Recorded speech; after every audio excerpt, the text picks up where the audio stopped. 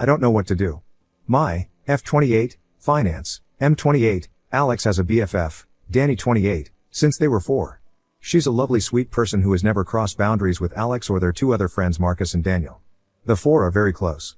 Danny is gay and always was. She is very much a woman but likes to dress in jeans and t-shirts and not in any feminine clothing. She is lean, tall, has short hair and is just one of the boys in a lot of ways. This weekend was Alex's bachelor party. All 4 plus 2 other of Alex's friends went along. It was to a coastal town that's well known for hosting bachelor and bachelorette parties, but there's no strip club or anything. They stayed in a B&B and have scuba diving and kayaking planned. First night went okay, dinner, restaurant, and nightclub and home. Last night was the issue. They did the nightclub and headed back to the house.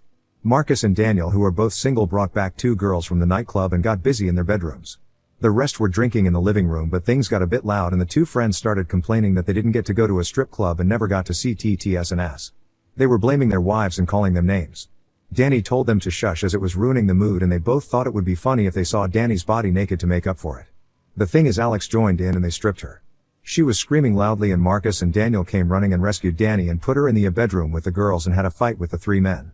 Daniel doesn't drink due to a chronic medical condition and the medication he is on. So they packed up and took Danny and the 2 girls and left the other 3. Danny was hysterical and Marcus wanted her to go to the police but she wouldn't. She was afraid to go home, so they ended up dropping the girls off and taking Danny to her parents, which was an hour away. Marcus was at my door at 7 a.m. this morning and he told me what happened, that if he ever sees Alex again he's afraid of how things could go. He told me that if he can convince Danny to press charges he will. Then he left. Alex returned about 3 this afternoon. He was a-ting normally until I told him Marcus has visited. He was very nervous and tried to play down what happened as a joke that got out of hand. I'm devastated. I heard him out, but he knew I wasn't accepting what he was saying. I told him Danny may be going to the police and he got very panicked and pale. He said she had him blocked and he wanted to go talk to her. I told him she wasn't at her place as she was too afraid he or his buddies would turn up there. I asked him to leave and he didn't want to go, but I insisted. He was crying, saying it was a prank that got out of hand. I heard him out only as a courtesy to our 2-year relationship, but I'm done. I don't know this man. I don't know if I should reach out to Danny or just do nothing. Marcus and I have been in constant contact and he agrees that I have no option but to end things. I don't know where to start with canceling everything as the wedding was in 5 weeks, but it seems trivial compared to what Danny is going through right now. Marcus is convinced that Danny is going to the police after talking to her parents, so I think Alex is in trouble. I can't support him on this. Maybe I'm wrong as he was drunk and probably had taken other things, but this was his friend from age 4 and he did this to her. I've not blocked Alex, but I've not replied or picked up any of his calls. Update 1, Sep 9, 2024. It's been a terrible day. I can't reach out to my friends yet as I'm ashamed. I did tell my parents and my brother and they have been wonderful. My brother brought his friend with him when he came to stay, and today both of them packed up every bit of my ex's stuff and took it to his parents' house. Ex was there and just asked if that meant I was finished with him, and my brother said yes, and did he really expect any other reaction? His father intervened and told Ex not to say anything more. He told my brother to tell me to contact him on canceling the wedding. I'm not contacting his father ever. My parents are handling canceling the wedding, and my father got into my cousin who is a lawyer and he is going to help and advise me as needed. I have to disentangle myself from Ex on Lisa's bank account savings and such, although my brother made me transfer all of my money from joint account savings and daily accounts to my own account. It's a mess. I tried to ring Danny, but she isn't up for speaking to anyone, so I just text her that I was there for her and that I had broken up with Alex. She hasn't replied and I don't expect she will. She's in a bad way apparently. Daniel spent 3 hours with me today. There's a lot going on, but I'm afraid to say too much for fear of damaging any court case. Just to say there are 2 videos of the incident. One by Jeb, one of the 2 friends. A lot of it is chaotic, but the last part is clear and telling apparently. The owners of the rental house apparently have gotten involved and have footage, but I can't say more. When Marcus left me, he went to both those guys' wives and told them what happened. Jeb's wife has been very helpful apparently, and she has split from him. The other guy's wife too has left him. Things are going how most of you want them to go, that's all I will say. Well, I will add it was worse than what Marcus shared. Daniel told me that before Danny found her style she had long hair and dressed feminine and was stunningly beautiful, and all 3 of them were in love with her as teens. Alex took her rejection very personally apparently, and Daniel says he was angry and bitter for a couple of years but hid it from her. The thought he had gotten over it, but Daniel feels this smacks of revenge against her.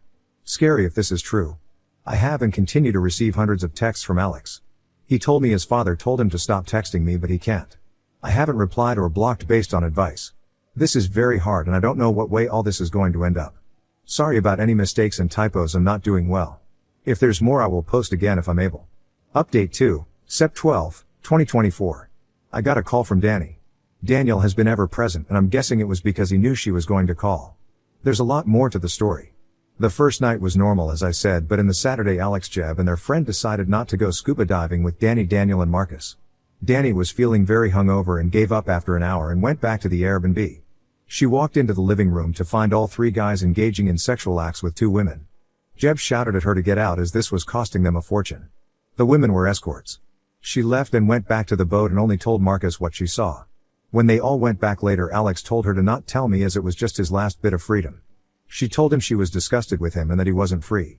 She told him she would have to think about what to do. Marcus convinced her to stay another night as he and Daniel had met the two girls the night before and were seeing them again that night, and if Danny wanted to leave then Daniel would have to take her as he was her ride and there wasn't public transport in the tiny town. So Alex cheated, as did the other two. Marcus told their wives that morning, but not me. He was going to do it in stages as he knew I was in shock. The actual assault went further than Marcus told me also. And while Alex hadn't actually done anything beyond pulling off her clothes, unlike the other two, he stood by and watched and did nothing to help her. She said she thought he had taken shrooms earlier but couldn't be sure. Marcus and Daniel did rescue her, but things had already escalated. She went to the police immediately she got to her parents. The Airbnb owners had also gone independently when they saw the footage. All three men are facing the consequences of their actions. Danny told me she was sorry she didn't tell me immediately like she wanted to do. She is very distraught still. I didn't want to make things worse for her. I don't think I am needed for any legal proceedings, so I finally blocked Alex and his parents. The wedding is cancelled. And I'm just starting to disentangle myself from Alex on bank accounts and such. Here's my issue. I'm feeling very angry towards Marcus. It feels like he didn't really care about me. He stopped Danny from telling me so he could continue to shack up with the girl he met. He apparently feels guilty because if they had left, Danny would not have been attacked. He didn't do me the courtesy of telling me that Alex cheated that morning like he did with the other two wives. It's not like he was sparing my feelings because my ex assaulting another woman was a pretty damn bad thing to hear. He didn't tell me the full extent of the attack. Danny is still unsure if Alex wasn't just waiting his turn or all he was going to do was watch. I should have been told that ASAP. And not from Danny because the conversation was incredibly difficult for her. Daniel didn't know about the escorts at all and didn't know Marcus hasn't shared the full story of what they saw when they burst in. Daniel has been my rock. I need some perspective here. Is it okay to be angry at Marcus? Is it misplaced anger? I'm pretty angry at Alex though, and that's all I feel towards him. Can anyone give me a different perspective? I'm missing? Marcus and I have been in constant contact. He's already back at work, so it was messages/texts and occasional calls. He actually visited last night, but I didn't open the door to him. Daniel is saying whatever I feel right now is okay. But I think he's just placating me. I don't know who to trust anymore. I don't have to have any more contact with Alex and think the case will move along without me. I'm thinking of telling Daniel that I need a break from him and Marcus and that group of friends. Danny and I have said we will stay in touch, but I can't see us being very close. My best friend, who I finally confided in, thinks I should just step away from them all now for good and try to move forward. My parents agree and think it's necessary for healing. My brother thinks Daniel has been nothing but great and I shouldn't cut him off. But they all seem to be a package deal, but without Alex now obviously. So I think it's probably all or nothing. What should I do? I don't want to be ungrateful, but a clean break feels right. Update 3, new update, Sept 23, 2024. I've been putting off writing this update, but am back because I need even more advice and an outside perspective. The comments have been pretty helpful so far. Thank you. It's long, but I'll do my best to shorten it. First of all, Danny and I have bonded. She and I talk every day and message constantly. I didn't expect that, but it's truly wonderful.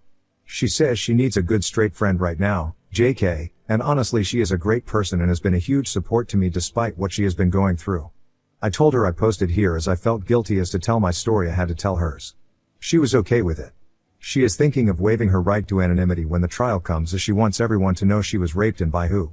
Danny has quit her job, moved to her parents full-time and is in therapy. She's just about okay. Surviving still rather than living, but she is so strong and amazing. Justice moves slowly here, so there isn't too much of an update on the legal process. Marcus was told, however, he would not face charges for assault for attacking the two actively attacking Danny. I went back to work and it was awful. I work for a tiny startup. Oscar, who works there, is friendly with Marcus and my brother. We are all into martial arts and attend the same dojo. So I'm getting a lot pitied. I'd have been okay with sympathy or empathy, but being pitied sucks. Still, it's better than being home all day doing nothing. Daniel gave me space as I asked, and he is truly a good guy. There is nothing romantic there at all though. I'm not in a fit state for anything like that and won't be for a very, very long time, and he is just a good guy. No ulterior motives. We text a bit and he is in a lot of contact with Danny. I got a letter in the mail from Alex. Said he held out hope while I hadn't blocked him, but once I did he was distraught. He told me he doesn't want to freak me out by turning up in person, and I know that wouldn't look good for him anyway, but he just wanted to tell his side of the story. He said he was pressured into doing stuff with the escorts and he only got a BJ. The other two were really pressuring him to do more, but he didn't, and says he regrets even doing that. He admits he was angry at Danny because she told him he either told me about the cheating or she would, but he knew he was totally in the wrong. He knew I would dump him for cheating, so he took everything he could get his hands on. He's not even sure what he took, and while he remembers pulling off Danny's shoes, he doesn't remember anything else. So he was just peer pressured and drunk and drugged up, and he did nothing wrong at all basically. I was just disgusted to read this. His total lack of accountability is just sickening. I'm not responding to him ever. Any future mail goes unopened into the trash. I'm in therapy, but it's early days and I'm not seeing progress yet. That leaves me with Marcus. He knows I've been angry with him and he is desperate to talk it out. I probably feel too much anger towards him, but find it hard not to. He is still feeling very guilty over making Danny stay. I don't understand why I feel so angry towards him. It's not on the level of anger I feel towards Alex by any means, but I'm still hesitant to talk to him. I think he made mistakes, but in my heart I know he was dealing with a lot that morning, but I just wouldn't have been there when Alex got home if I had known the truth. I feel Marcus should have told me everything, as I was the one who had to face Alex alone. I know I should hear him out, but I'm finding it very hard. How can I get past this? I want to clear the air with him even if we are never friends, and me cutting him out is really having a terrible effect on him. I know he rescued Danny and has been constantly checking up on her. I know he can be a good guy, but part of me feels he wasn't all good that weekend. I don't know. I haven't touched this in therapy as we are just starting and are talking about Alex. I need advice on how to deal with this. I wanted to give it some time, but Marcus' mental health is pretty poor, and maybe by not meeting him I'm just making him worse? How can I find it in me to just bite the bullet and hear him out? Why am I so angry with him? How can I move past this? I don't want to be angry at him. I'm so exhausted from being angry at him and at Alex, and I want it to stop, at least towards Marcus. But it won't. Help. I'm visiting Danny for the weekend that should have been my wedding. We are going to have a LOTR's marathon and her mother is making a cheesecake. My own family have been wonderful in every way, but Danny is truly why I'm still standing. Edit, forgot to say it wasn't an Airbnb. It was just a privately rented house. I just assumed incorrectly it was. Next story. Proposed to my GF and she suddenly changed. New friends appeared, she tried to steal my stuff, and her attitude completely flipped. I broke it off and you won't believe what happened. I am 32, just recently proposed to my girlfriend of 2 years, Sharon F30, like a month and a half ago, and it feels like the second the ring got on her finger, her attitude and behavior took a total 180. The entire time we were dating, we seemed exceptionally compatible, and at least it seemed we shared common beliefs and morals. 7 weeks ago, I proposed and she said yes, and I felt like it was the happiest moment for the two of us. But not even a week later, it's like her attitude totally flipped. I thought I knew all her friends, but one day I came home and there were 6 women I've never seen before, and Sharon introduced me to them. I was curious as to why I was just now meeting them, when I already met Sharon's 2 best friends, Michelle and Octavia, both not present, over a year and a half ago. Sharon said she wanted to make sure we were a sure thing before I met her inner circle. I found this strange, not to mention it was a weeknight and they were quickly draining my wine rack of wine. Sharon still had her own place, but she stayed with me so often she practically lives her. Still, I found it incredibly rude when they left, with 4 empty bottles of rosé in their wake. I tried to talk to Sharon about having uninvited guests on weeknights and she dismissed my grievance very flippantly. More that she brushed me off.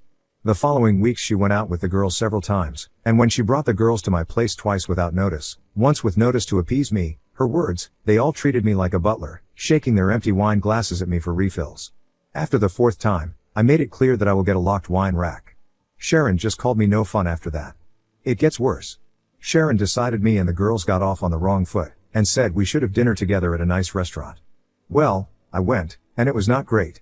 The 6 kept prodding me about my life, my house, my career, but deflected every question I asked. It got especially bad at night when they started talking about modern relationships and jealousy, and one of them brought up some key points about relationships that I thought Sharon and I were on the same page about, specifically what ifs regarding polyamory and being friends with exes. To my shock, Sharon said we shouldn't be too hasty on such decisions, which was a total 180 to how she expressed herself on these things only a month prior, where she was vehemently against keeping ex-intimate partners in friend circles and was staunchly monogamous. The worst part was when the bill arrived, Sharon announced it should be together and slid me the check. I told her she can't be serious, and we got into a bit of an argument. I ended it by putting my amount down in cash and walked out, leaving them to figure out the rest of the bill. The next days after that, Sharon kept calling me toxic and fragile. But every time I even pushed at it, she would give an apology and promise she was just stressed at work. It's nuts. We haven't even planned the wedding yet.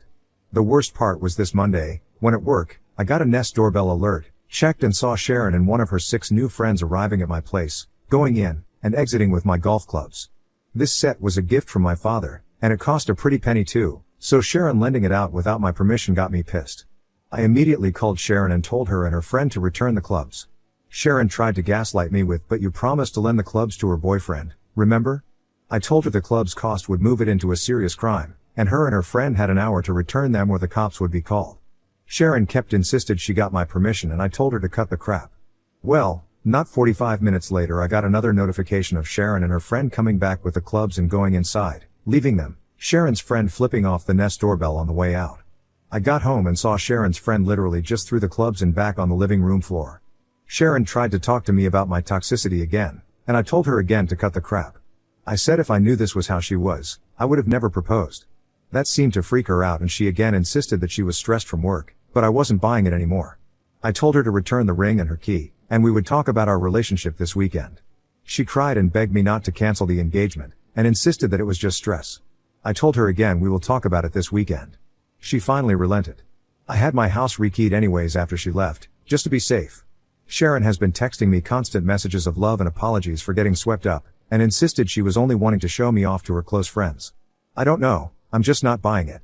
The same close friends have been sending me texts daily, calling me toxic and fragile again, saying they knew I wasn't man enough for Sharon or secure enough to share her with friends. A few of my friends that knew Sharon the entire 2 years we were dating were surprised and can't believe she turned hide this quick, and that there must be something missing, or that I am leaving something out. They say I must have said something to trigger her friends to act like this, and I had to have been the somewhere along the process. I dunno, it's a lot to take from all directions right now. Comments where Op has replied, commenter, I bet he hasn't seen Octavia and Michelle anymore. They did their purpose and now the ex is too stressed out from work to meet both of her friends. Oop, I did message Michelle on Facebook last night. I asked her about the 6, and she told me that her, Octavia, and Sharon are cousins and grew up together. Michelle said that she didn't really care for the 6, but didn't say much else. Commenter, your friends are idiots and triggered? Nah, nobody normal comes to someone's house uninvited and drinks a ton of the person's wine without permission. Oop, again, they knew Sharon for 2 years, and throughout the entire time, Sharon didn't act at all like this. I'll give them some leeway for now. Away understanding 34, 2 years and she didn't introduce you to these friends? She knows how terrible they are and how terrible she is with them. She put on quite a show to get the ring and now that she thought she had you locked down, she can show her true colors. Unless you are leaving out something, you are definitely NTA. You are not toxic or fragile. You have standards. What she did at the restaurant and with the clubs is toxic. It seems like she wants to show them she has you wrapped around her finger and that you will allow her, and them, to do whatever they want. I wouldn't give her another chance to use you for what you can do or give to her. No one that loves you would treat you like this, friends or no friends present. Update, September 14, 2024. Sharon's been gone now for an hour. Breakup is official, I have the ring back. I did talk to Michelle via Facebook and Michelle said her and Octavia were cousins of Sharon, and Michelle also said she knew the 6 and didn't care for them. Michelle didn't say much more than that. I did meet Sharon's parents, and they both seemed to like me, and the topic of Michelle and Octavia never came up around them. None of our finances were intermingled yet but it was planned for later this month, which won't happen. I invited 3 of our mutual friends, Casey, John, and Mike, to be here when Sharon got here. Sharon showed up and was surprised to see we had company. I said they were here for both of our sakes. Sharon wanted to phone 3 of the 6 to come over to even things out and I refused, and I used the club theft as a reason. Sharon sat on the couch very dramatically and then asked if I really wanted to make this public. I outright asked why she changed so much after the engagement, and why she hid the existence of the 6. Sharon then went in again about how she insulates her inner circle until a partner is vetted. I called BS. I met her parents. What's more inner circle than your parents? Sharon tried to deflect but I wouldn't have it. I pointed out how for the last month, her friends dropping by cost me nearly $500 in wine, which she by the way made no attempt to reimburse. I also pointed out her trying to make me pay an 8-person dinner bill without asking me first. She again said she wanted to show how great a guy I was, and how she clearly misjudged me and was disappointed in my attitude. I then asked about the clubs. She tried gaslighting with you totally said it was okay, remember? And I kept saying bullshit. Mike piped in, he knew the clubs were a gift from my dad and I was highly protective of them. He too called BS, and that's when Sharon turned her attention to Mike and John, saying isn't he getting forgetful lately? Don't you remember when he forgot that one date? And neither was buying it. I finally said that forget postponing the wedding or canceling the engagement, the entire relationship is going to end if she isn't going to be straight with me. Sharon made a very long exaggerated sigh. She took the ring off and dropped it on the coffee table. She got up to leave and said you're never going to find someone as good as me and to send her stuff to her apartment. She left, and Casey, John and Mike were totally stunned. All I could say was believe me now? We ordered pizza and are waiting for it to arrive now. I am still utterly shocked and confused by Sharon's attitude. I'm sure the heartbreak will come next, but right now, I'm just kind of numb.